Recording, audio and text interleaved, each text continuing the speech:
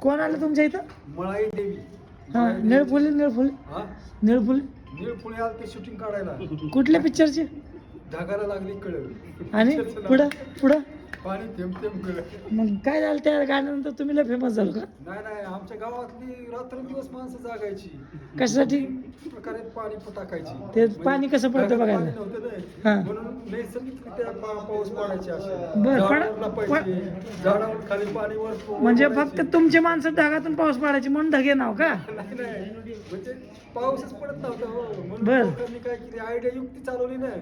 बर मोठ्या मोठ्या बोर लावायच्या, हा वरून पाणी खाली हा. पाडायचं, फवारा धबधब्यासारखं, मग- पाऊस आल्यासारखं सिनेमा शूटिंग मग करायचं. तुम्हाला त्याचा काय फायदा वगैरे झाला का नाही त्या ह्याचा? फायदा झाला ना, मनोरंजन झालं लोकांचं चांगलं.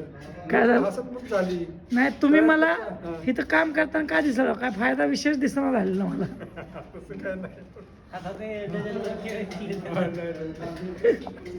बा